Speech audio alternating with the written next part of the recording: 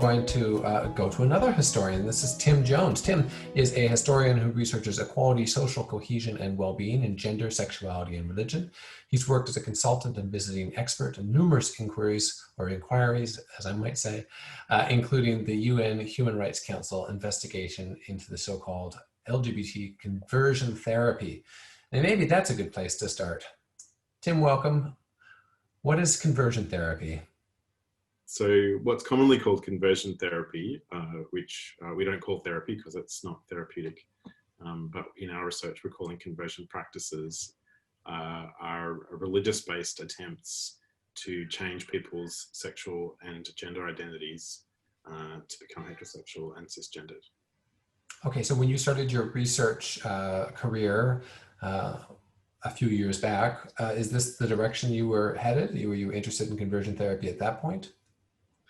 No, it was quite a fortuitous and circuitous journey. I was interested in thinking about religion, and I liked the theoretical possibilities of thinking around sexuality and gender and religion. But I started working in a similar time period that Liz is working in the 19th century, looking at the Church of England and its negotiation of sexual politics between the 1850s and the 1950s. Okay, and so that kind of work, white gloves in a basement somewhere? It wasn't a basement, it was a palace actually. Oh. Lambeth Palace, a medieval castle in the middle of London opposite the Palace of Westminster. Very, very glamorous, archetypal archive situation. So really doing the hard work of dismantling the idea of the ivory tower? Actually, it was the archive is mostly kept in the Lollards Tower, which is where they tortured, the Catholic Church tortured the early Protestants in the 15th century, I think. Yeah. So that's where you did your early research. And yep. Then what continued the story? So all of my research has continued in this track of exploring the changing relationship between religion and gender and sexuality in the modern West. At the end of my PhD, I became interested in the possibilities of more significant social change and religious change in the 1950s. My PhD finishes looking at the Church of England's support and promotion of gay law reform in the 1950s and 1960s, which has been unexpected, given contemporary politics around religion and sexuality, a bit unexpected. Then I continued, I got an ARC DECRA fellowship, which brought me to La Trobe in 2012. And I was looking at the relationship between the sexual revolution and the emergence of the new Christian right in Australia, and a kind of, again, re-articulation of religion and sexual politics that we're still living with today. The culture wars really emerge at that point. And I was doing that split between the history department at La Trobe and Arches, the Research Centre in Sex, Health and Society. And I became, I guess, exposed at Arches to much more socially applied social and cultural research. So not just working on archives and historical problems, but using that knowledge to more directly contribute to solving real world problems today. And I was approached by some survivors of conversion practices to produce some evidence to support their advocacy work. So we got a small grant from La Trobe in 2015 and then published a pilot study report on that. And that had quite a lot of impact just in itself. That's what stimulated the law reform processes which have started around Australia now. Queensland and the ACT just passed legislation banning conversion practices. And this year we got a big grant from the ARC in partnership with the state government and some community organisations to do a national study on conversion practices.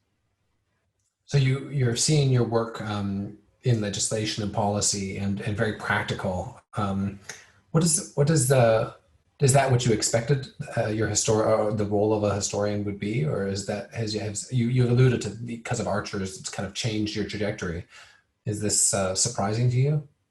Yeah, I think thinking back, when I started my postgraduate degree 17 years ago, I had vain ambitions to be the next Foucault and develop a paradigm of thinking about Western modernity that was that would change the way everyone thought about everything. I gave up on that pretty quickly. And then I just wanted to write beautiful prose, beautiful historical research. And it was at Arches that I could see that all the skills that I had learnt in doing research and writing could be applied and be more socially directed. And that's really changed what I see as my mission as a researcher. So you said that you started out with documents in a tower, in a castle, and now you moved to interviewing people and capturing their stories. What does that experience look like? Because this has got to be quite difficult work, because there's a lot of responsibility on your shoulders, kind of like Liz's work. You're working with real people here who have real histories and stories. Yeah, exactly.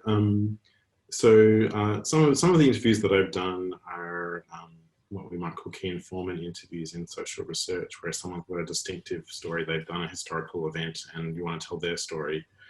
But the research I'm doing at the moment is more qualitative, capturing the experience of a class of people, but working with people who've been significantly traumatized and whose issues are not well understood by society, trying to capture the nature of the harm that they experienced in a way that isn't damaging to them. You don't want to re-traumatize people when they're going back to their wounds and describing them to you, but also representing that faithfully and sensitively in ways that will be effective in producing social change.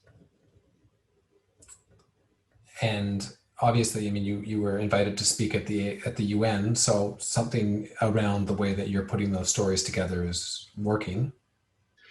Yeah. So what's really exciting, the work that we're doing in Australia is quite distinctive. The survivor groups that approached me in 2015 to start this work have been kind of a really significant and agenda-setting partner group in this project. So I'm really letting them take the lead in directing what the research priorities are. And their understanding of the problem is quite distinct internationally. The focus of most advocacy in this area around the world has been on legislative reform, so passing legislation that criminalizes or bans particular types of practices. But the advocates in Australia have a much more ambitious program to produce social change. So not just banning things, but working with affected communities to help them to develop better practices of spiritual care for LGBT people. So a bit more of a caring approach, I suppose, rather than just a legislative one. What does that look like then? How do you work with a faith community that previously thought, or still maybe thinks, that this is a way to change someone's being? It's really complex and difficult work, particularly in the current environment. You know, the last 20 years in Australia, issues around sexuality and gender and religion are so vexed and so heated. Getting people of different viewpoints in a room to reflect on a problem and sort of step out of preconceived notions is very difficult. So what we're leading with is the stories of survivors. Most of the research that's been done in this area has been psychological research on whether conversion practices work or not. They don't, but those studies have been repeated. And there's been very little work that actually articulates the impact of attempting to change your sexuality and gender identity. And this has been going on for 50 years. So what we're doing is looking at the changes in practices and telling the people's stories and highlighting the negative impacts on their lives. Because the religious communities that are practicing these attempts to change people's identity aren't doing so out of malice. They think they're doing the right thing, and they also know that they don't know what to do. There was a study published 3 years ago saying that gender and sexuality is the area that most clergy and other religious officers feel the least able to help people in. I think it was something like 60 or 70% of clergy don't feel confident to counsel their parishioners in issues related to sexuality and gender. So they know it's a problem. And I think if we talk, rather than talking about the law primarily, but if we talk about people's lives, we're hopeful that and the harms that their well-meaning practices are producing, we're hopeful that will be a more positive area of change. And so your team and yourself working on these stories, it must be taxing for you to hear these stories and be experiencing secondhand a lot of the pain and suffering that people have gone through. How do you manage that as a researcher? Because I think, sorry, I'll continue the question a little longer. I think a lot of people go, oh, research is the subjective thing. We sit on the outside and we view this group and we write them up and we publish, but there's no way that this isn't going to, infect you at some level. Yeah, it's funny. When we're trained as researchers, our research training kind of assumes that we're brains on sticks who can just like get data and write stuff. But when we're hearing these stories of deep trauma, when you're listening to it, we're re-experiencing it. So it is quite challenging, and I was very negatively affected during the pilot study research. And actually started up a group at the university looking into vicarious trauma and how to manage the risk of psychological injury from the work that we're doing. And it was really exciting at La Trobe, the responsiveness of people in the research office in ethics and well-being to support us to be safer doing this really valuable but very difficult work. We've got a few minutes left. I'm just going to put a note out there. If anybody has questions for Tim, now is a great time to pop them in there. Mike, I got a question about what would you give for advice for people who maybe were like you in high school, who were thinking, oh, that looks like an interesting trajectory around the humanities or history. What advice, based on what you've learned in your time, would you might give them? It's a big question, I know. Yeah. I mean, when I was in high school, I was going to become a psychiatrist, so I wasn't really thinking about this at all.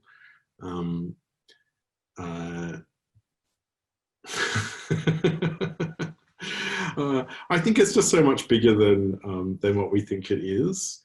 Like the way that humanities and social science research is represented in the media is, particularly with the current politics, as if it's some kind of luxury pursuit of, research for its own sake, for pleasure. But this problem that I'm researching, you need a historical understanding to understand how rapidly understandings of gender and sexuality have changed, and to understand why religious groups have found it difficult to keep pace with the social changes related to sexuality and gender around them. Like, I don't think you could do this work without a historical sensibility. Right. So using the past to inform where we're going forward. I'm going to ask Liz, if you're hanging out still, if you want to turn your mic back on. We just have a question here that I think both of you might be interested in answering, and that is a question from Madeline saying, thank you for sharing. Both your work is very interesting and relevant, and was wondering what it's like to undertake research that has such an impact on current society. It's a big question, so maybe a quick answer. We've got about 2 minutes left. Let's start with Liz, and then we'll pop over to Tim. Oh, well, I guess firstly, you hope that it will have an impact. I mean, you hope that it might change the way, some really deeply entrenched ruts in understanding racial thinking, and shift things away from those, really damaging and derogatory patterns of thinking that prevail. Yeah. Tim? I found it really humbling. As I think I said before, when I started out, I was really ambitious and I wanted to be a sort of epochal thinking, changing person. I wanted to be a new Foucault. But working with these survivor groups and being really aware that this research might make things better for young queer people, and I feel like I'm an advocate speaking for a group of people who are marginalized and neglected, and it's very humbling to be able to do that. So, I've done a lot of media and going to the UN and doing these kinds of things has made me feel, really quite humble rather than feeding my ego, which is, I guess nice. I think that we probably couldn't ask for a better note to end on. Can you please put your virtual hands together for our lovely panel, Liz and Tim? Thank you so much for your time. A quick promotion, we've had a pretty good attendance today, but we would love to see some more people out. The webinar version of Zoom, it allows us like thousands. So invite your friends, invite your family. We've got another session next Wednesday, again at 4:20 with Dr. Amy Dennett and Annie Desai. And we hope that you'll join us then to learn something completely new about a thing you didn't know about. Thanks again and have a wonderful day.